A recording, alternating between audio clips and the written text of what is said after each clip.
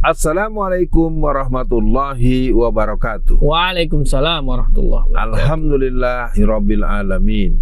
Bung kameramen, emang lagi jalan-jalan kemana nih dengan Ustadz Alfian Tanjung nih? Wah, lagi di dewan dakwah Bung Alfian. Oh iya, baik, lanjut. Baik, Bung Alfian, ini ada berita dari CNBC Indonesia. Wah, ini memprihatinkan kita Bung Alfian. Beritanya hari Selasa 25 Oktober 2022. Judulnya, RI luncurkan second home visa. WNA bisa tinggal 10 tahun. Innalillahi. Saya bacakan beritanya sedikit Bung Alfian.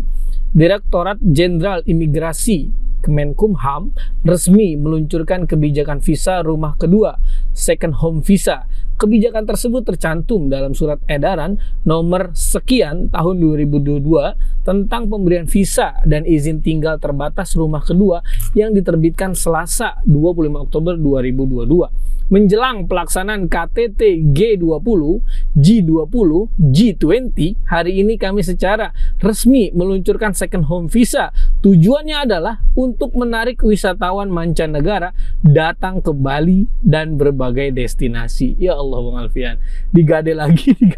Bagaimana responnya Bung Alfian? Halo DPR RI, halo imigrasi, halo pihak-pihak yang punya kewenangan. Anda ini tahu enggak negeri kita tidak seperti negara lain yang mungkin punya perangkat hukum seperti itu. Tetapi mereka punya stabilitas, mereka punya mentalitas, mereka punya watak dan karakter warga negara mereka yang punya sense of belonging yang kuat terhadap kesatuan kenegaraan mereka. Ini kita melakukan tindakan yang sangat berbahaya, membuat orang-orang akan tinggal di negeri kita dan mereka bisa melakukan eksploitasi atau mereka melakukan hal-hal yang berbahaya secara pandangan hidup, secara budaya, juga termasuk ideologi, termasuk penyebaran agama. Dan ini menjadi persoalan tersendiri, dan saya menyatakan bahwa apa yang sedang kita bicarakan ini sebaiknya segera ditinjau ulang dan dilakukan pembatasan. Lebih bagus dibatalkan dulu. Biarkanlah mereka datang secara acara resmi yang ada, setelah itu mereka pulang sesuai dengan kebiasaan kepemilikan daripada surat menyurat, tanda perjalanan antar negara. Jangan terus-terusan mengawur seperti ini. Betul. Silakan dijelaskan, dan pada DPR, Anda kalau memang ini mending Anda mundur saja, Anda buat surat pernyataan pengunduran diri.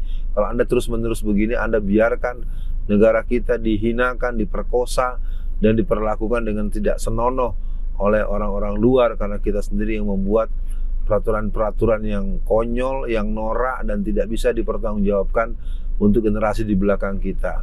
Begitu Bung kameramen. Ya, Bung Alfian, melalui visa ini orang asing atau mantan warga negara Indonesia dapat tinggal selama 5 atau 10 tahun dan melakukan berbagai macam kegiatan seperti investasi dan kegiatan lainnya.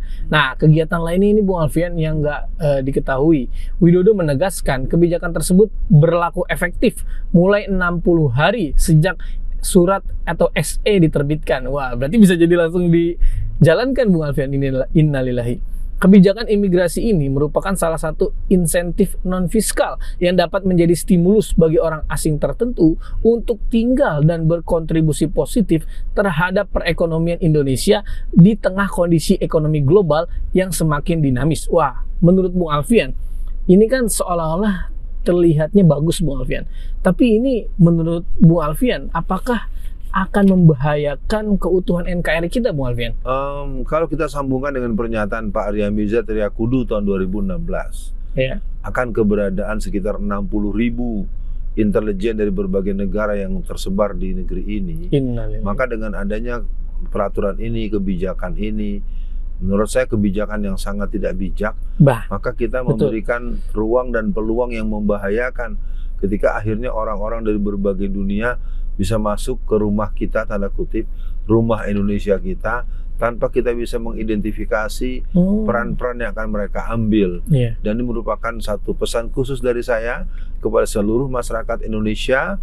Mari kita pertinggi kewaspadaan kita perbanyak membaca buku-buku sejarah, dan lakukan pembicaraan-pembicaraan dengan forum-forum grup diskusi yang dosis tinggi, dan kita bahasakan Indonesia adalah milik kita bersama. Indonesia bukan untuk orang asing, Indonesia bukan untuk diperjualbelikan, Indonesia tidak untuk dibiarkan diperkosa oleh pihak-pihak yang punya kepentingan. Dan ini persoalan darurat kenegaraan, darurat kedaulatan, darurat perjuangan para patriot. Maka intinya apa yang sedang kita bicarakan merupakan bagian dari tanggung jawab moral kita untuk tidak membiarkan negara yang diurus dengan orang-orang yang sok menjadi penguasa dan pemilik negara ini. Negara ini milik kita bersama. Iya, Bung Alfian, alhamdulillah kebetulan juga sudah azan Isya, Bung Alfian.